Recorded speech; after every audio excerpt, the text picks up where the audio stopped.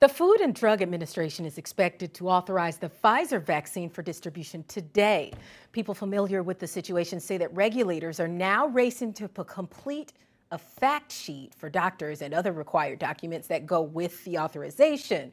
Accelerating approval for the shot means that almost 3 million doses of the vaccine could be distributed within days.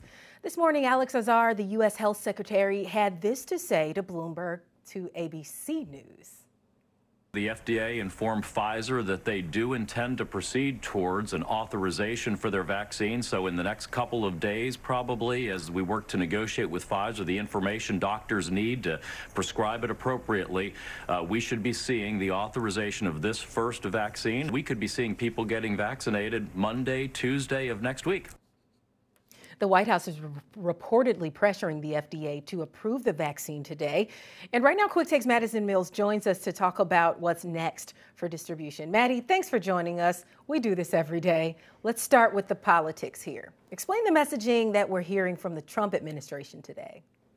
Right, Renita. So White House Chief of Staff Mark Meadows allegedly called FDA Commissioner Stephen Hahn earlier today and told him that his job would be on the line if the FDA did not clear the Pfizer vaccine for emergency use by the end of the day today. Now, it's important to note that Hahn is saying that's not exactly a clear characterization of the call, but it's not surprising given the events of this week. So let me give you some context here.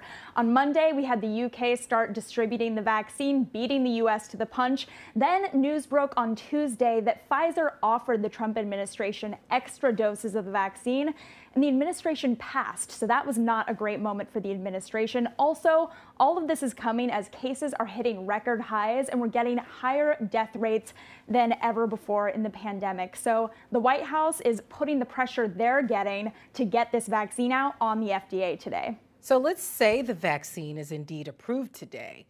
What happens next? So, Renita, you mentioned this a moment ago, but the next big step is the paperwork. So if the FDA does approve the vaccine by end of day today, which is what we are expecting, then the weekend is all about the logistics, right? They're working on these documents that will go out to physicians who are going to actually be the people administering these shots to patients. And Pfizer is going to have to approve all of those documents before the vaccine gets administered. Also, at that time, about 2.9 million doses will become available. And it's important to note that that's only about half of the shots that are available in total. The other half is reserved for that second round of injections for patients. And Maddie, tell me, who gets the shots first? We've been seeing this timeline. We've been seeing the beautiful graphic that we had on the vaccine waiting room, but who gets it first? The question on everyone's mind, where am I in the vaccine line? We're going to start with healthcare workers and then go to folks living in long-term healthcare facilities. But some experts are saying that young people should be moved to the front of the line. I spoke with an expert from Oxford about this earlier today. Let's take a listen to what he has to say. So we're in a position now where we don't have a vaccine for everybody. So we are in the business of rationing. And in one sense, the people who are most likely to die are the very old, the people over 80.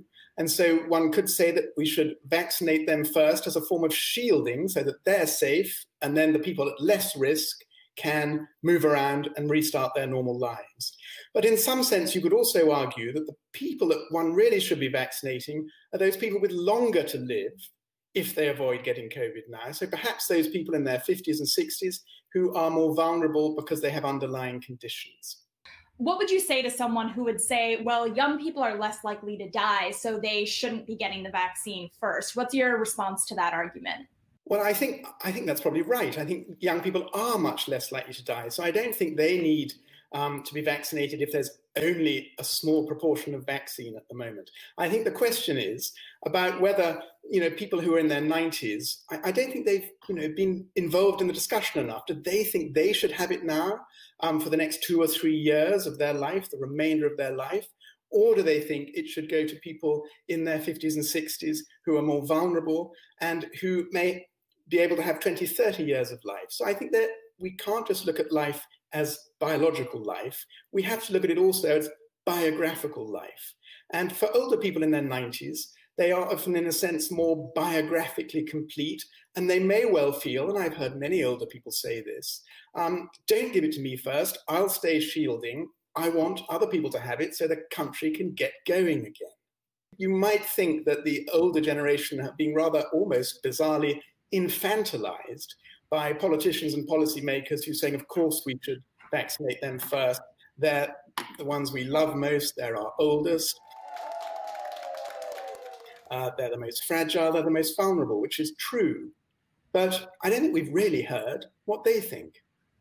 And what about the argument that young people are the ones that are spreading this, that 20-somethings are going out and they're getting the virus and then they are causing this spike in cases? Do you think that's something that should be considered as well?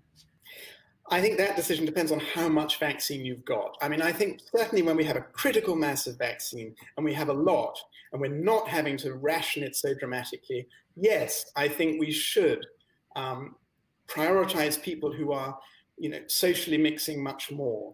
And that would mean young people. But I think, and many of them are very active in the economy, so that's important too. I think while we're rationing the vaccine, we have to think much more about vulnerable people who could live a longer life, a much longer life if they were protected. Key business enablers, people who are absolutely key to keeping the economy going, and key social people, teachers, educators, and frontline staff in many other important things. So I think I would tend to prioritize them before young people, and I would continue to make demands on the duties and behaviors of young people while we are rationing the vaccine.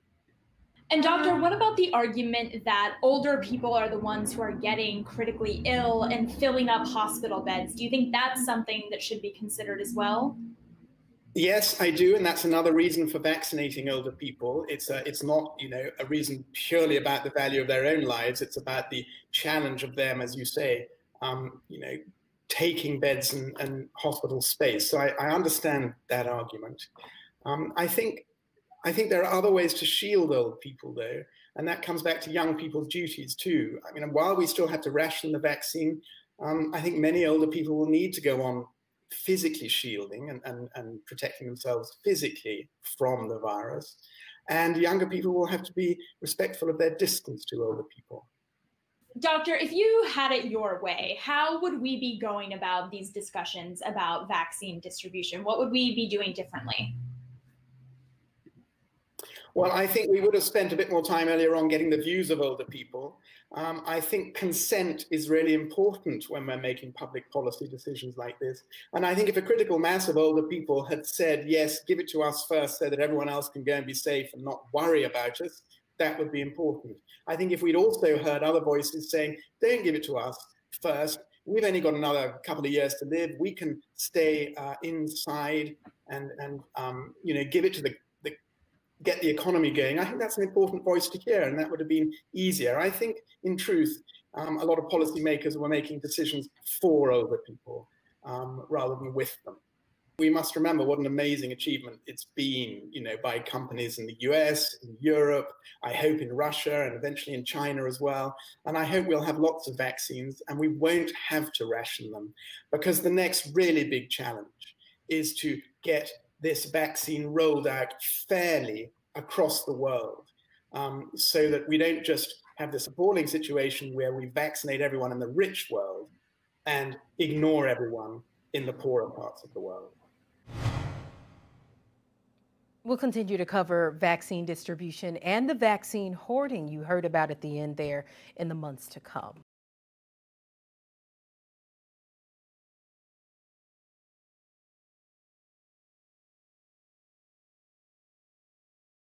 The biggest stories the moment they happen from around the globe. Subscribe to Bloomberg Quick Take now for insight in an instant.